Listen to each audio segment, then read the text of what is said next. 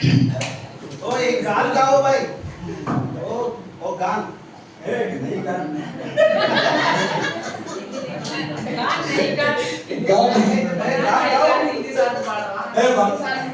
दोस्त मेरा दोस्त गौरवनीय प्रधानोपाध्याय एवं मेरा उपाध्याय नमस्कार।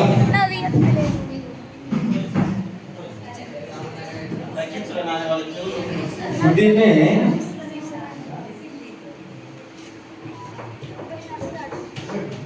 आशीर्वाद आशीर्वाद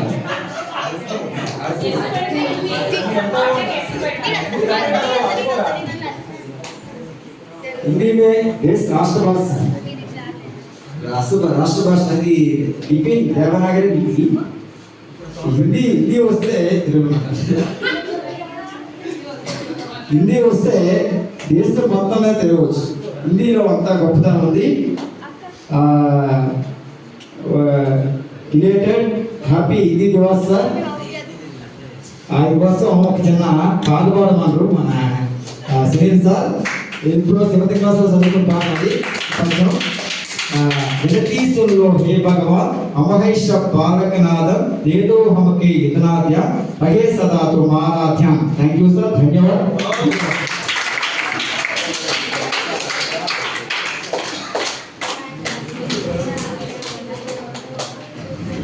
धन्यवाद धन्यवाद राम बाबू जी। आज मैं और दरख्वास्त करता हूँ कि बच्चा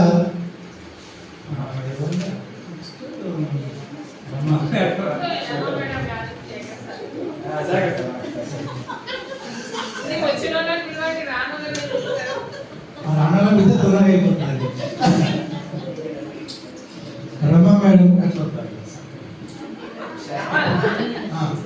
रमा मैडम को मैं रिक्वेस्ट करता हूँ कि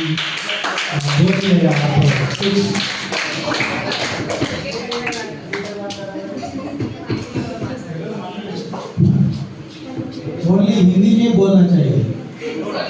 हिंदी नहीं आता सर।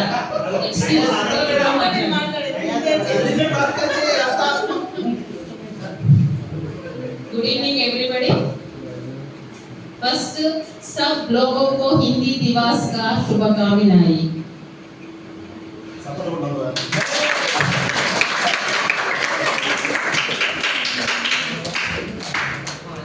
హిందీలో మాట్లాడడం అంటే మాట్లాడొచ్చు అనుకో, కాకపోతే మా ఫ్రెండ్స్ నవ్వి మరి ఇక్కడ కడుపు చెక్కలు తీసుకుంటారు అని మాట్లాడతాను. సురేష్ సార్కి హిందీ దివస్ శుభాకాంక్షలు. అదేవిధంగా ఇందాక మా సార్లంతా చెప్పినట్టు మన పాఠశాలలో ఎవ్రీ లాంగ్వేజ్ కి సంబంధించి స్పెషల్ డేస్ మనం సెలబ్రేట్ చేసుకుంటున్నాం. ఇది చాలా హ్యాపీగా ఉంది. మీరు కూడా యాక్టివ్గా పార్టిసిపేట్ చేస్తున్నారు. హిందీకి హిందీ, తెలుగు తెలుగు అలా మాట్లాడుతున్నారు. అలా మాట్లాడడం వల్ల మీ లాంగ్వేజ్ కూడా ఇంప్రూవ్ అవుతుంది. కాబట్టి ఇలాంటి ప్రోగ్రామ్స్ మనకు చాలా యూస్ఫుల్ అని నేను భావిస్తున్నాను. Thank you sir, HM sir. మీరు ఇలానే అన్ని సబ్జెక్టులకి షాలులు, దండలు, లిల్లీ పూల దండలే తప్పకుండా తేవాలి. తెచ్చి మమ్మల్ని సన్మానిస్తే మేము ఇంకా ఇంకా మోటివేట్ అయ్యి బాగా లాంగ్వేజ్లలో, సబ్జెక్టులలో పిల్లల్ని కొంచెం యాక్టివ్గా చేస్తాము. మీరు ఎంత మోరల్ సపోర్ట్ ఇస్తే మేము అంతకంటే 10 రెట్లు ఎక్కువ పనిచేస్తామని మీకు హామీ ఇస్తున్నాను. అదేవిధంగా మా పిల్లలు కూడా హిందీలో నేర్చుకొని బాగా మాట్లాడే బిడ్డ అందరూ ఆ రకంగా హిందీని ఇంప్రూవ్ చేసుకోండి బిడ్డ. ప్రేయర్లో కూడా బాగానే ఈ మధ్య ప్రేయర్ ప్లెడ్జ్ కూడా చెప్తున్నారు హిందీలో. ఇంకా రాంబాబు, సునీల్ తోటి పోలిస్తే నేను అంత చాకచక్యంగా మాట్లాడలేను. అందుకే నాకు ఇచ్చిన టైం అయిపోతుంది. అందరికీ మరొకసారి హిందీ దివాస్ శుభకామనాలు చెప్పి నేను ఏమంటారు సమాప్త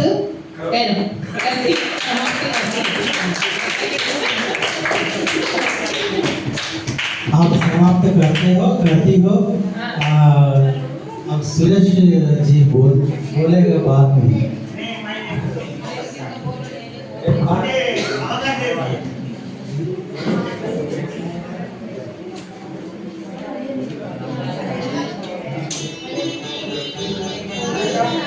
अब मैं दरख्वास्त करता हूँ कि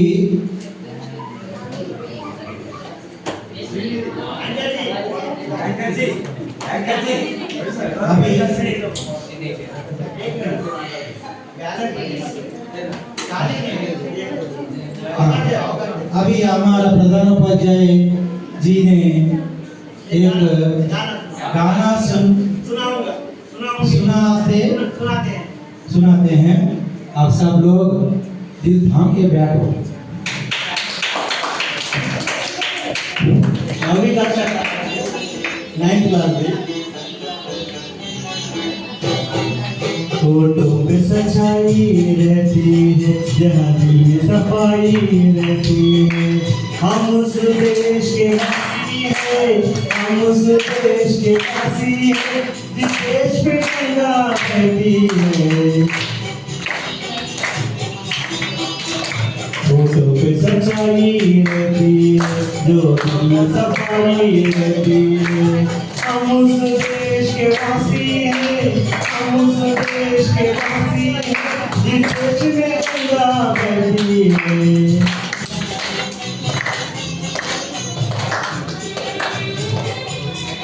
దేశ గురించి 9th ఫస్ట్ ఎప్పుడు 1961 వచ్చే సినిమా అంటే ఓకే అందరికీ చూద్దామన్నాడే బట్టే సీక్లో వర్ణమాల చార్ట్స్ వచ్చిన మనము మొన్న వర్ణమాల అక్షరాలు వచ్చిన వర్ణమాలతో వచ్చే పదాలన్నీ రావాలి 5 రోజుల్లో రావాలి తర్వాత గుండెపాలి తర్వాత ఓకే సార్ నెక్స్ట్ ఇచ్చాను థ్యాంక్ యూ धन्यवाद धन्यवाद रंजन साहब जी। जल्दी खत्म कर दिया। अभी मैं दरख्वास्त करता हूँ कि कल्याणी मैडम जी ने थोड़ा हिंदी दिवस के बारे में बात करना चाहिए।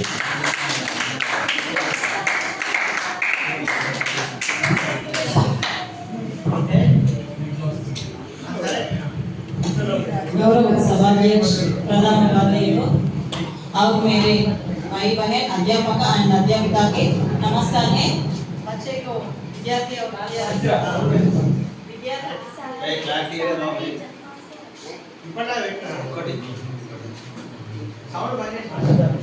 विद्यार्थी और विद्यार्थी को मैं शुभाशीष है।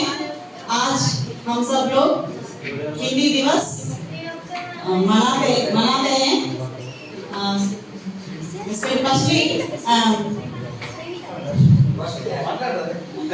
सुरेश जी हिंदी शुभकामनाएं स्पेशली सुरेश जी को मैंने हिंदी शुभकामनाएं बोलती हूँ। और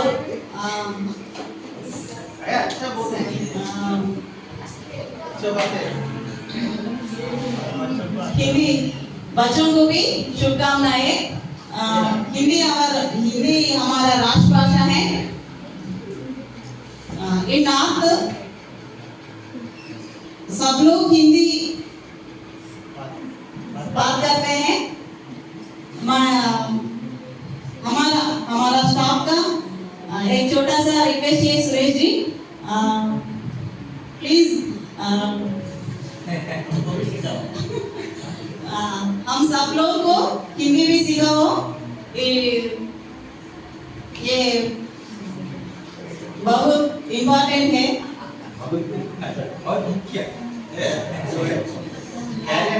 आज मैंने एक कविता पढ़ा हूँ। हिंदी दिवस पर कविता सबसे प्यारी सबसे न्यारी हिंदी है राष्ट्रभाषा हमारी।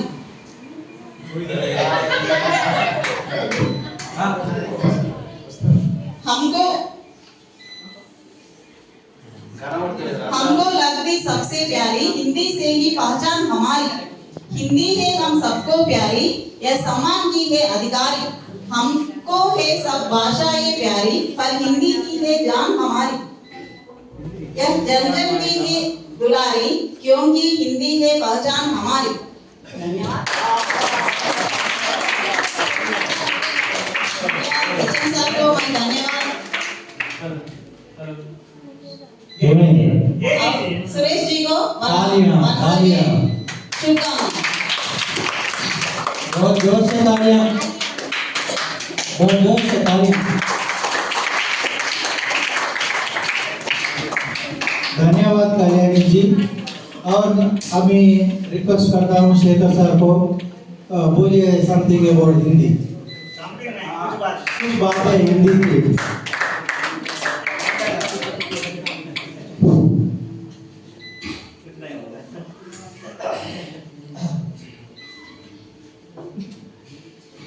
అందరికీ కూడా హిందీ దినోత్సవ శుభాకాంక్షలు. అయితే కొంచెం దానికి సంబంధించిన విషయం చెప్తాం. మన దేశంలో అనేక భాషలు, అనేక సంస్కృతి, సాంప్రదాయాలు ఉన్నాయి. అయితే ఆ భిన్నత్వంలో ఏకత్వాన్ని సాధించడం కోసం మనం ఒక భాషని, అంటే మన దేశంలో దాదాపు ఒక 250 నుండి 300 భాషలు ఉన్నాయి. అంటే లిపి భాషలు కానీ, లిపి లేనటువంటి భాషలు కానీ. కాబట్టి అందరినీ ఏకత్రీకరణ చేయడం కోసం అనేటువంటిది ఒకటి జాతీయ భాషగా మనకు స్వాతంత్రం వచ్చిన తర్వాత 1949లో హిందీని రాష్ట్ర భాషగా ఏర్పాటు చేసుకోవడం అనేటువంటి జరిగింది. కాబట్టి అంటే సెంట్రల్ గవర్నమెంట్ ఇచ్చేటువంటి సూచనలు కానీ ఇవి అంటే మనకు రావాల్సినటువంటి ఇలాంటి ఆర్డర్స్ కానీ జీవోస్ కానీ అవన్నీ కూడా హిందీలో అన్ని రాష్ట్రాలకి పంపడం అనేటువంటిది జరుగుతుంది. అయితే ఈ విధంగా మనకు హిందీ వచ్చినట్లయితే, ఇంతకుముందు సాధించినట్టుగా హిందీ వచ్చినట్లయితే దేశంలో ఉండేటువంటి ఏ ప్రాంతానికైనా వెళ్ళి వాళ్ళతోటి అంటే మమేకం కావడానికి అవకాశం అనేటువంటి ఉంటుంది. కాబట్టి అది మనకు 1949 సెప్టెంబర్ 14న ఇది రాజ్యాంగంలో అధికార భాషగా ప్రకటించడం వల్ల మనం దీన్ని హిందీ దివస్గా జరుపుకోవడం అనేటువంటి జరుగుతున్నది. కాబట్టి హిందీ భాషా ఉపాధ్యాయులు సురేష్ గారికి నా యొక్క శుభాకాంక్షలు తెలియజేస్తూ ముగిస్తున్నాను. धन्यवाद शेखर साहब जी। अभी मैं रिक्वेस्ट करता हूँ हमारा प्यारा राजेंद्र सर तेलुगु सर को थोड़ा हिंदी दिवस के बारे में बोलिए।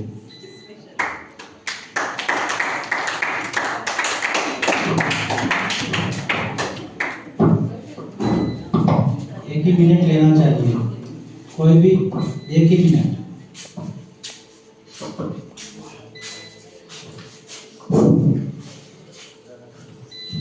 పాఠశాల ప్రధానోపాధ్యాయులు మరియు తోటి ఉపాధ్యాయులకు ముఖ్యంగా మన హిందీ ఉపాధ్యాయులు సురేష్ గారికి మరియు విద్యార్థులకు హిందీ భాషా దినోత్సవ శుభాకాంక్షలు. మనం ఇప్పటి నుంచి మీరు హిందీలో రాష్ట్ర భాష అంటున్నారు కదా, హిందీని రాష్ట్ర భాషగా గుర్తించలేదు. కేవలం రాష్ట్ర భాషగా చేసేటువంటి, రాష్ట్ర భాష అంటే జాతీయ భాష. కేవలం అక్కడ మనం బోర్డు మీద హిందీ భాష దినోత్సవం ఉండకపో, జాతీయ భాష దినోత్సవం అని ఉంటుంది.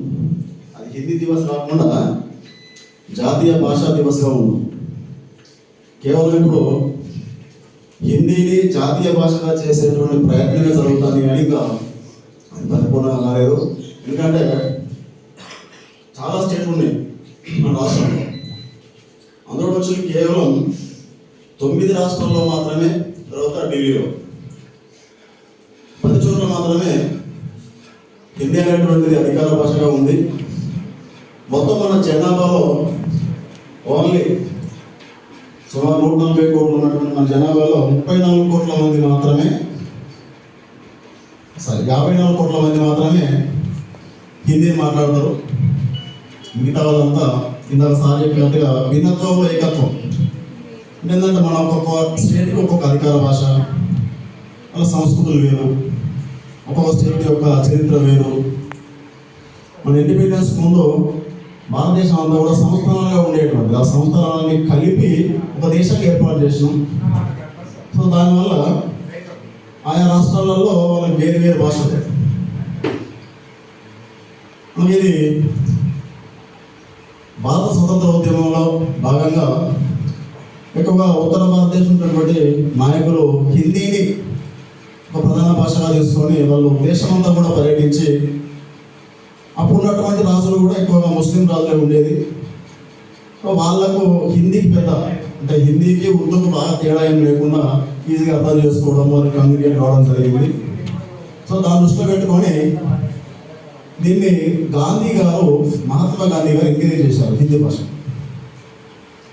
దానివల్ల అప్పుడున్నటువంటి బీహార్కు చెందినటువంటి రాజేంద్ర సింహ అనేటువంటి ఒక నాయకుడు తన వచ్చేటువంటి కొంతమందిని కలుపుకొని హిందీని అధికార భాషగా చేయాలి, దాన్ని జాతీయ భాషగా గుర్తించాలని ర్యాలీ నిర్వహించడం జరిగింది. ఇక్కడ రెండు విషయాలు సింక్ అయితే మనకు. ఒకటి ఏంటంటే 1949 సెప్టెంబర్ 14న మనం అప్పటికి ఏం చేస్తున్నాం అంటే 1947లో మనకు స్వతంత్రం వచ్చిన తర్వాత రాజ్యాంగం రచించుకోవడం కోసం అంబేద్కర్ అధ్యక్షతన డ్రాఫ్టింగ్ కమిటీ ఏర్పాటు చేసుకున్నాం.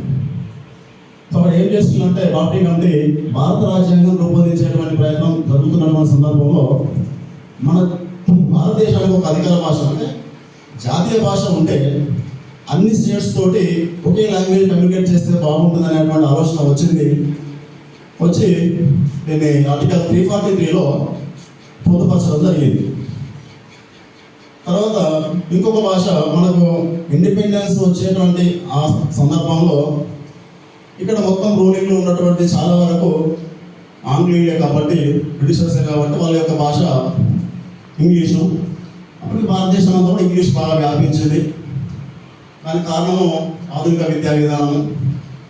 ఇలా ఆంగ్లేయుల రాక వల్లనే ఒక రకంగా చెప్పాలంటే అందరం చదువుకోగలుగుతున్నామని చెప్పచ్చు. అంతకుముందు విద్య అనేటువంటిది ఎవరికి అందుబాటులో లేదు. సో ఆంగ్లేయులు రాక వల్లనే మన ఇండియాలో విద్యా వ్యవస్థ అనేటువంటిది అభివృద్ధి చెందిందని చెప్పాలి. అంత అందరూ చదువుకునేటువంటి అవకాశం వచ్చింది. దానివల్లనే చాలామంది నాయకులు ఇక్కడ చదువుతో పాటుగా ఇంగ్లాండ్ వెళ్ళి ఇతర దేశాలకు వెళ్ళి కూడా చదువుకోగలిగిన గొప్ప గొప్ప నాయకులైనలు. వాళ్ళు ప్రవేశపెట్టినటువంటి ఆ విద్యా విధానంలోనే మనం చదువుకొని జాతీయవాదాన్ని, సమైక్యవాదాన్ని నేర్చుకొని తర్వాత బ్రిటిషర్స్ పైన ఎలా ఉద్యమం రూపొందించాలో కూడా తెలుసుకొని అప్పుడు ఆ జాతీయ ఉద్యమంలో హిందీ అనేటువంటిది ఎక్కువగా ఉపయోగించబడడం వల్ల హిందీని జాతీయ భాషగా గుర్తించాలనుకున్నారు. కానీ ఆ ప్రయత్నం జరిగిన తర్వాత హిందీ కంటే ఎక్కువ ఇంగ్లీష్ కూడా మన దేశంలో బాగా వ్యాప్తిలో ఉండడం వల్ల హిందీని కూడా ఇంగ్లీష్ని కూడా అనుబంధ అధికార భాషగా ఉంచడం జరిగింది. అట్లే మనకు రాజ్యాంగంలోని 22వ షెడ్యూల్లో అధికార భాషలన్నీ కూడా ఉంచడం జరిగింది. అందులో 22 అధికార భాషలు గుర్తిస్తూ అట్లే ఈ రెండు హిందీ ఇంగ్లీష్ను కూడా అధికార భాషగా గుర్తించడం జరిగింది.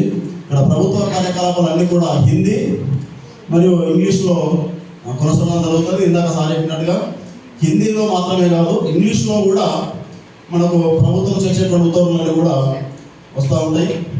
అట్లే మనకు స్థానికంగా ఉండేటువంటి అధికార భాషలు ఇక్కడ మన తెలంగాణలో అయితే తెలుగుతో పాటుగా ఉర్దూ కూడా, తెలుగులో ఉర్దూలో కూడా మనకి ఇక్కడ రావాలి. కానీ అధికార భాషగా పూర్తి స్థాయిలో ఇంకా తెలుగు అమలు చేయడం జరుగుతలేదు. ఇక్కడ హిందీని ఎందుకు జాతీయ భాషగా గుర్తించడం లేదంటే మనది భిన్నత్వంలో ఏకత్వం ఉన్నటువంటి దేశం కాబట్టి ఒకే భాషను కనుక మనం అధికార భాష కానీ జాతీయ భాషగా గుర్తిస్తే మిగతా భాషలన్నీ కూడా మిగతా భాషల యొక్క సంస్కృతులు వాళ్ళ చరిత్ర అంతా కూడా మరుగునపడిపోతుంది. కాబట్టి అది సమంజసం కాదని చాలా రాష్ట్రాలు దాన్ని వ్యతిరేకించినాయి. ఆ వ్యతిరేకించడంలో మొట్టమొదటిది మన పక్కన ఉన్నటువంటి తమిళనాడు రాష్ట్రం అని చెప్పచ్చు. మనం మొన్ననే మాట్లాడుకున్నాం. తమిళనాడులో ఇంగ్లీషు తమిళం తప్ప వేరే ఏది కనబడదని మన సార్లు చెప్పినాం. అంటే వాళ్ళకు మాతృభాష మీద ప్లస్ ఇంగ్లీష్ మీద తప్ప వేరే ఏది కూడా వాళ్ళకి అవసరం లేదనేటువంటి దాన్ని తీవ్రంగా వ్యతిరేకించి హిందీని దూరంగా పెట్టారు. అట్లా చాలా రాష్ట్రాలు. సో ఇక్కడ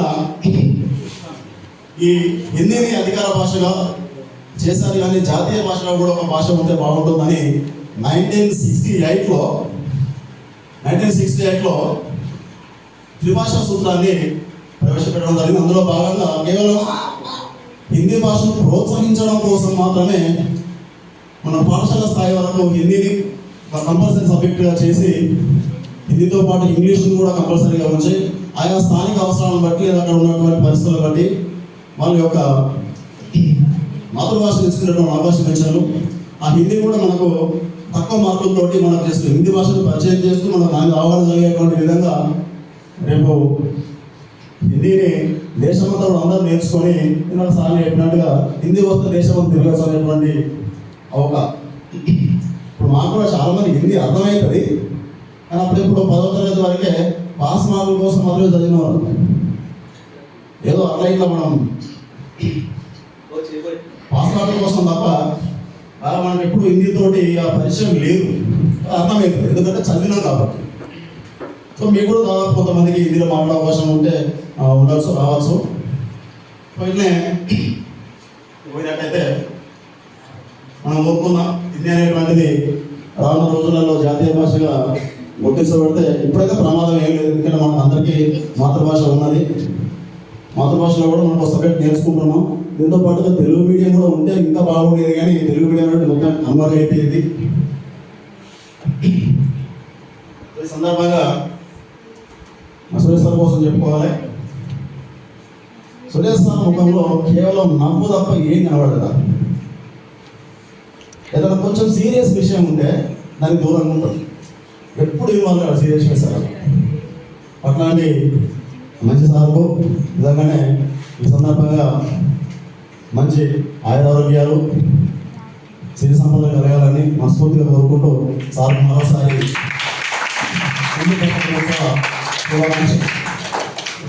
థ్యాంక్ యూ సార్. अच्छा हिंदी दिवस के लिए बोला था। और मैं अभी रिक्वेस्ट करता हूँ हमारा इंचार्ज एचएम रमेश साहब को आने के लिए थोड़ा बहुत जरा 1 मिनट में कंप्लीट कीजिए।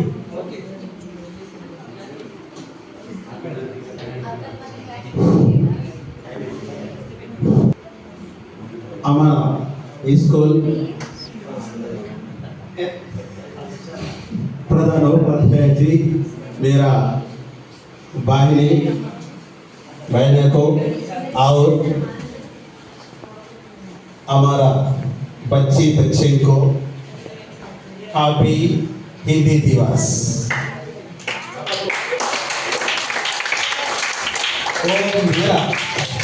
मेरा दिल में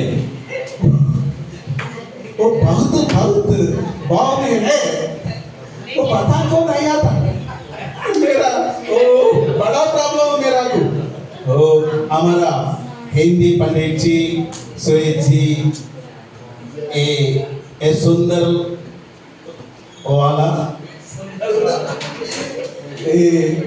हिंदी दिवस का वो हिंदी पंडित वाला तो, और एक हिंदी पंडित इधर में है।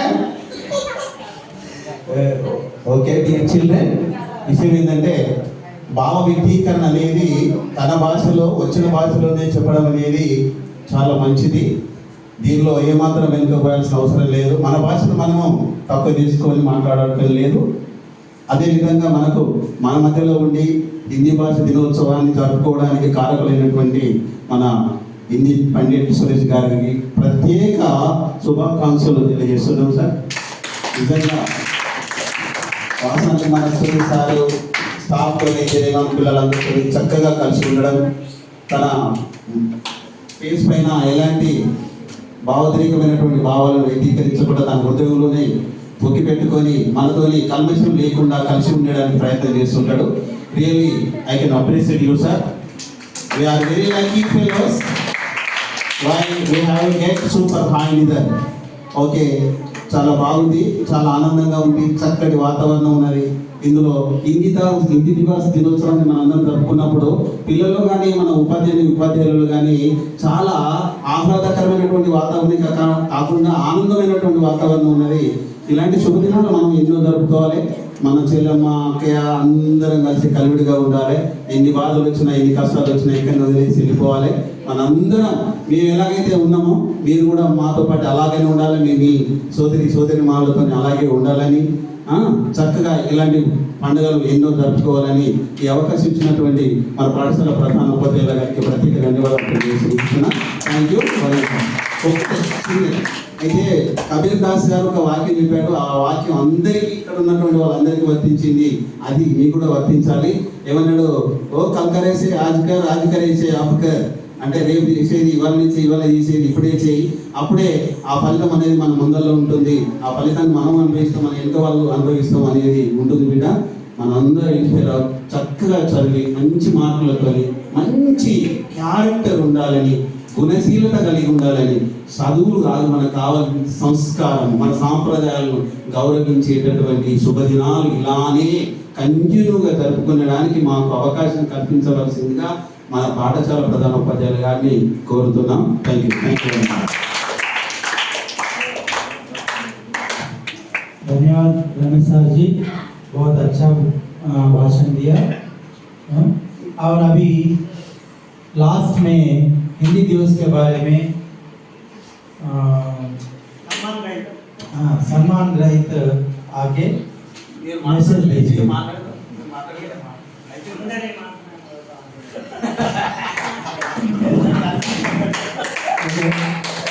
समाज का प्रभाव के कारण मैं जल्दी खत्म करता हूँ मेरा संभाषण। अभी ज़्यादा बहुत समय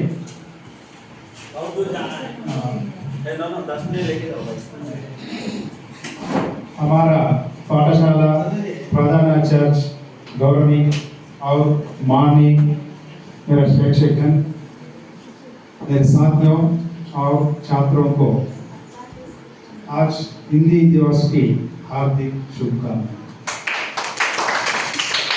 हिंदी दिवस कल 14 सितंबर आज 15 है, लेकिन कल छुट्टी होने के दिन के बाद होने कारण आज सभी मेरे साथियों हिंदी दिवस से मुझे सम्मान करने में मुझे बहुत आनंद है। उनको धन्यवाद करता हूँ। सभी जब में हमारा भारत देश में स्वातंत्र संग्राम के कारण क्विट इंडिया उद्यम चल रहा है, वो जोर से चल रहा है। ये जनता का कैसा एक ही जगह कैसा लाना, वो सोचते सोचते भाइश भाषा 22 लैंग्वेज, वो 22 लैंग्वेज में 42.8% हिंदी बोलने वाले हमारे देश में अधिक है। तो हिंदी की बोलने वाले संख्या अधिक है और समझने वाले संख्या अधिक है। ये सोचकर हिंदी को 14 सितंबर 1939 1592 वो राजभाषा के रूप में संविधान में चुनाव लिया, अधिकार का भाषा को। जब से अनेकता में एकता, एक सूत्र में जोड़ने वाली एक ही भाषा है, वही हिंदी भाषा है। हिंदी भाषा सीखने के केवल अनपढ़ने वाले भी हिंदी में बोल सकते हैं, पढ़ने वाले भी नहीं, अनपढ़ने वाले वो सुनने, बांटने, घूमने वैसा करने तो हिंदी में बोल सकते हैं। अब बच्चे कुछ कविता सुनाया, बहुत अच्छा, मुझे तो बहुत आनंद मिला, बहुत अच्छा पाया। राइट साहब, आपका हिंदी से बहुत है, मेरे बेटे विलेजर और सच में जब काल में एक नारे है, अब तो पूरा भर गया। संस्कृति रानी है, संस्कृति रानी है, हिंदी महारानी है, अंग्रेजी नौकरानी है। जब का गाना है, अब पूरा हर पेरेंट्स में अंग्रेजी का ज़्यादा इच्छा होकर हिंदी का जो थोड़ा कमजोरी है, लेकिन हिंदी बोलने तो हमारे देश में कभी भी हम घूम सकते हैं और झेल सकते हैं। अंतर्राष्ट्रीय स्तर पर हिंदी की व्यापक है, इसलिए बच्चे 10वीं कक्षा होने के बाद हिंदी से हमके क्या लब, ऐसा मत सोच कर लो ना। हिंदी में थोड़ा थोड़ा से बात करना, हिंदी में बात करें तो हमके मन में धक दूर हो जाता। धन्यवाद सभी को।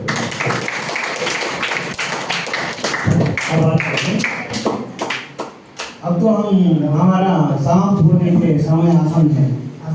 अभी एक ही वो सानिया एक शाम है, वो शाम के बाद में वोट ऑफ थैंक्स भाई कल्याण मैडम जी।